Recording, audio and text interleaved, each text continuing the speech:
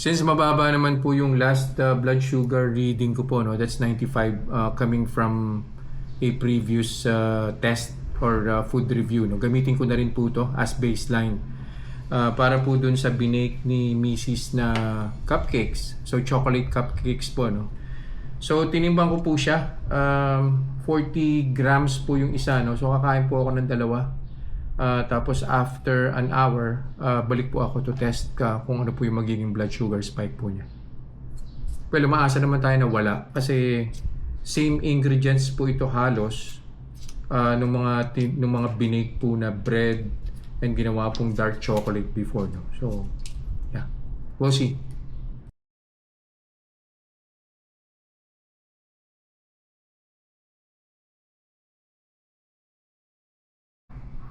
One hour na po, kuha na po tayo ng blood sugar.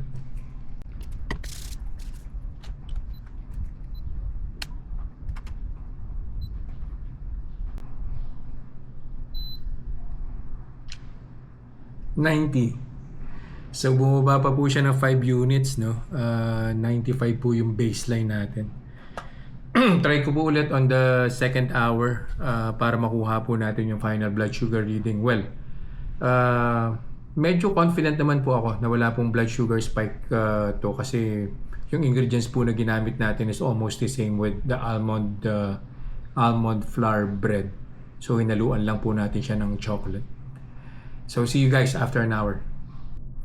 Second hour na po, so final blood sugar reading na po tayo.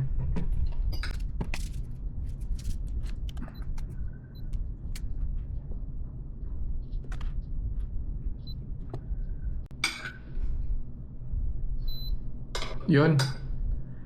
Medyo nagugutom na din ako. So yan po, no?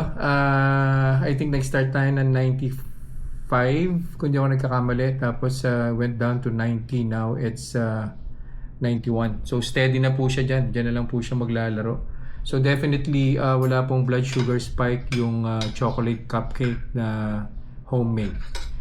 So, isama ko na lang po yung ingredients dun po sa ipopost na video, pati po yung link nung shop kung saan po pwedeng bilhin yung ingredients. Yun lang po for today. See you guys in the next vlog. Bye!